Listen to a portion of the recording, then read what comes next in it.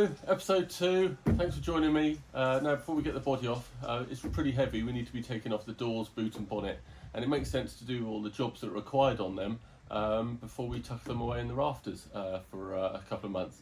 So I'm going to be taking the bonnet off here, and we're going to be fitting the locks and then see where we go from there.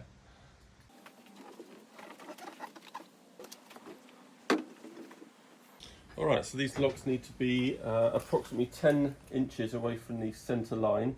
Now luckily, because of this small bonnet hoop that's riveted or actually bolted on, we've got a centre hole, so we can make our line here and measure 10 inches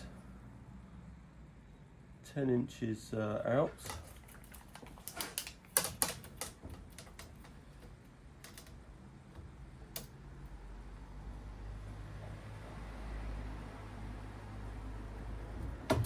And we're going to just double check that the other way. 10 inches on that centre hole there. Let's hold that in place. And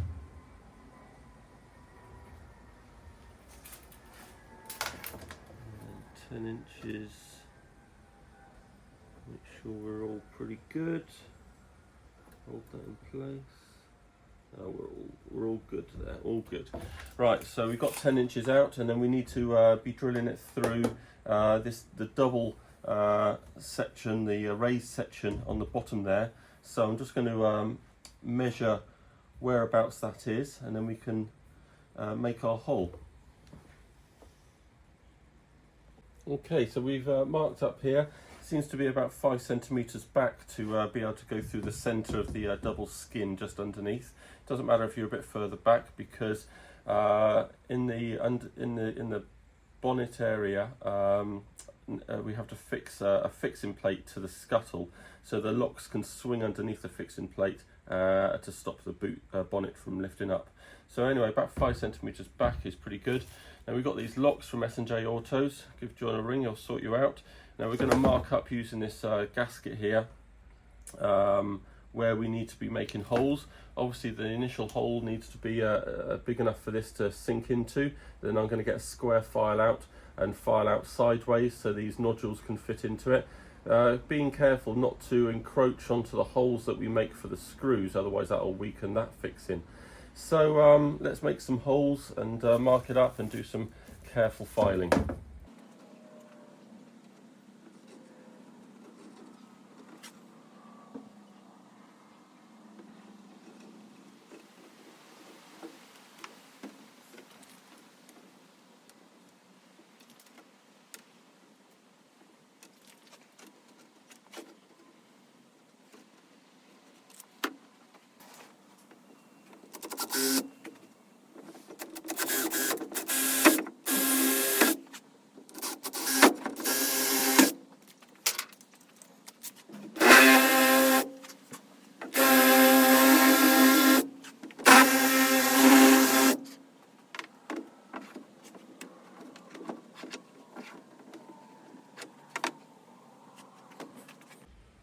Alright, so we're pretty close to the template drawing now, so I'm going to just revert to a file, just so that I don't blow it out and end up putting the lock in the wrong place. So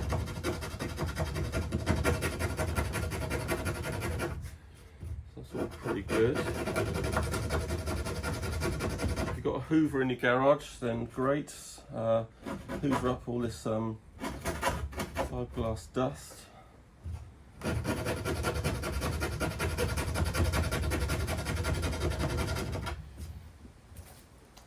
little go fitting. Right, so I think the only thing that's stopping us there is the kind of square sections. So I'm going to be using a square file just to notch out those sections here.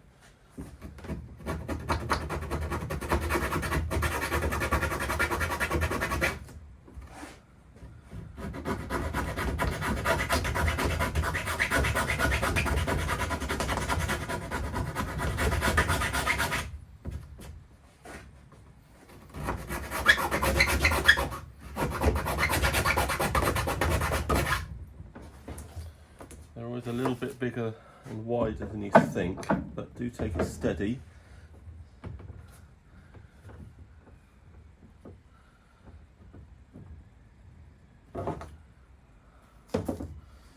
Right, let's give that a bit more.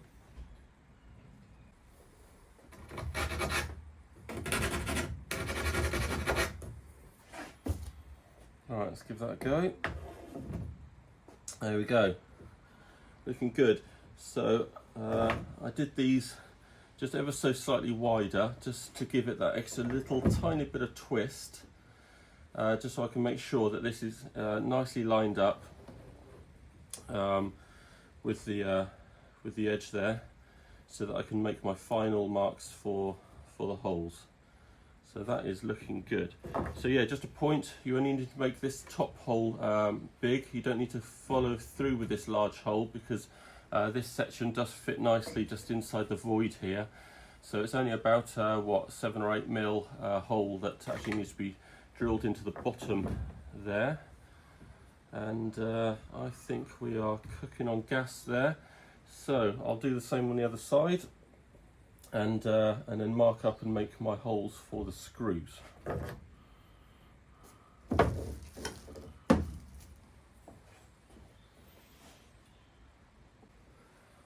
Alright, so I think we're coming to the end of this hole. So just real careful opening up, you don't want to overdo it.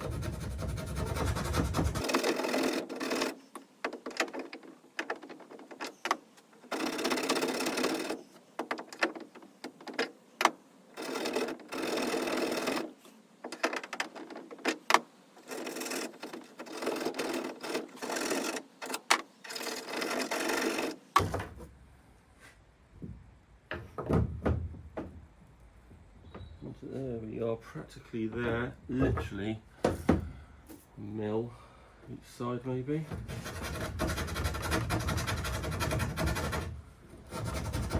Don't want to open it too far, otherwise it'll encroach onto the holes where the screws need to go, and there I think we are pretty much there. So I will just pretty good. I think actually it's the larger hole now that's just stopping it going in.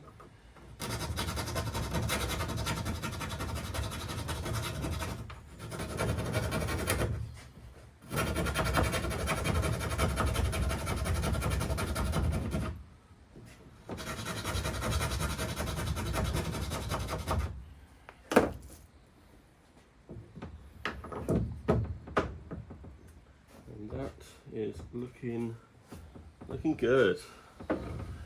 Alright, I'm going to take the masking tape off then and just play with that and mark up the final fixing holes. Okay, so that's all looking good, nice and even, remeasured. I think it's what is it, just under 3.5 from the edge, looking good. A little bit, yeah, a bit of room to wiggle, and we've got a good what is it, 23.1 and 20, let's get that on there, 23.1 from the center. So hopefully if any stripes are put up there, it'll all even out. Now, one thing to note, that when you get it painted, it's going to fill up your holes a little bit more. So just give it a little smidge extra, and for your screws perhaps, not much though. And then also you need to just double check the rod coming out underneath, and you can see here that maybe can't unless it focuses. It's a little bit close to this edge, so I'm not going to adjust it now. I'm going to leave these fitted, but when you send it off to paint, you have to take all the fittings off, and at that point I'm just going to file this round just a little bit more, just so this can turn more easily or won't scrape any paint away. Obviously you can file it after paint, but then you can have a bare edge in there that can let moisture in.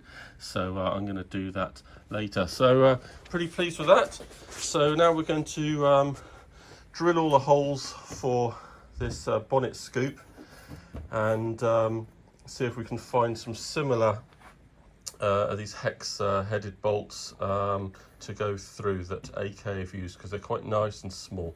So we'll do all that uniformly. There we go, fairly uneventful. Just made the holes straight through, nice and slow so as not to chip the heck out of the underside, even though likely never see it once the little bolts nuts are on. So now we're going to put this up in the rafters and turn our attention to the boot and lock, etc.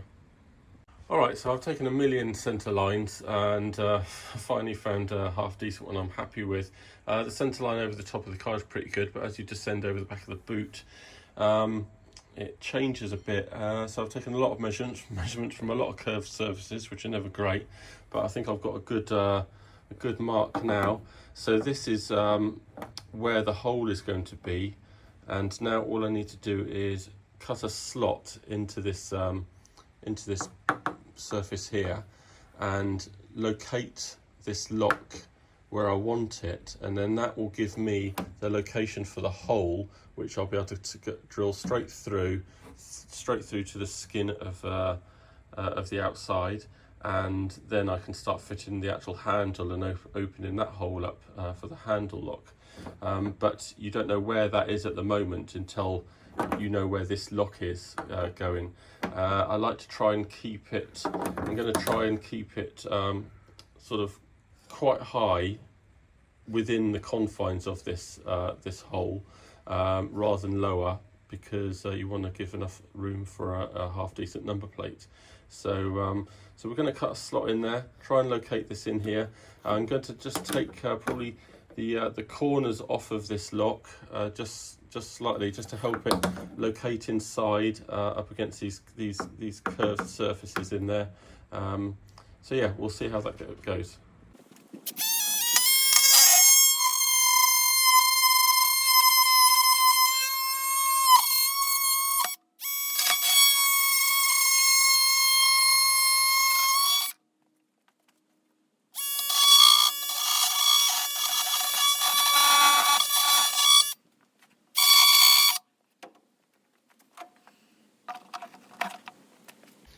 Alright, so I just tidied that up a little bit, so you can now see that I can get this in here quite nicely. So I just need to mark up now, so I can tell the height of this now, because it's just underneath the lip of the plastic here, of the fiberglass. So I can tell the height of this now, and I can put a hole straight through there, I think, if I just mark it up a little bit better. I'm just going to take the edges off of this and just see if it fits a little bit more neatly, just to make sure I get the hole in the right place. And we'll see where we get to. Okay, so I've gone all the way through to the other side and put the handle in, and I'm pretty happy with the centre line and everything, and this is roughly how it will work. So I'm just going to now open up the face here to allow this in, because I want to make sure that this goes flush against the body and isn't at an angle, and I think it just needs to be slightly sort of that way, ever so slightly. So I'm going to open this up, and I might just have to I am going to open this up anyway because it's far too close to this square bar, but it'll probably just come, the hole will be made bigger upwards by a couple of mil, and then I think we'll be in good shape. So we'll just make sure this is all fitting nicely, all flush, and then I'll do the final holes for the bolts to fit the lock in its final happy place. Right, so we opened up this hole nice and carefully, and that fits nicely, nicely over my one good centre line, so that's great. So as it comes through this hole, I can now put this lock on the outside, if you like, and then mark up the couple of holes that I need to pass the bolts through. Alright, and there we have it. So nicely fitted here on the back. nice screws. You can get these from Woolies. I'm sure they'll tell you what size they are. We get two sizes from Woolies for these slot-headed screws, and these are the slightly larger ones. So they fit the countersunk hole really nicely. So that all looks good, and the mechanism here is great. And obviously these nuts here will be changed to nylox after it comes back from paint, but this has all got to be disassembled before it goes to paint. So we've got a nice action there, really happy with that. And made a mark on here, so when I do disassemble it all, I'm not going to do it right now, I can cut this off and then just bevel it nicely so it doesn't catch on anything on the inside. So I think that is all really actually quite nice and successful. Nice neat slot, pretty happy. So we're going to get this on now onto the car, and we're going to I say we, it is only me. I'm going to mark up the position for this U bolt, if you like, so that catches the lock. Hopefully that will all be a-okay. So let's do that. Alright, so like before, I don't know any other way of doing this other than getting into the boot and having a helper close the boot down. But anyway, we've got some markings here, and this has got to go up close against the back just here.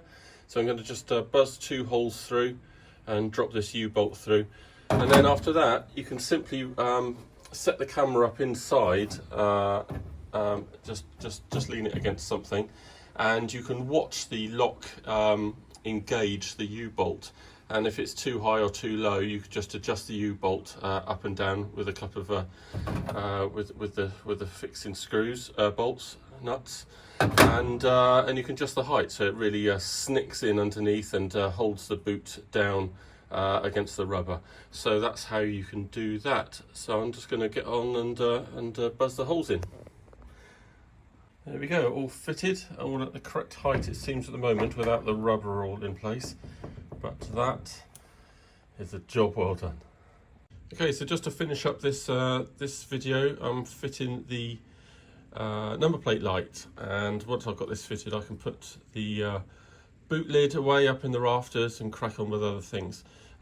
Just to make a point here, don't cut your wires short yet, because to pass IVA you need to show that you've got enough distance in here for a number plate, and if you haven't, you can get as part of the IVA kit from AK a section that actually raises this number plate light to about here or so.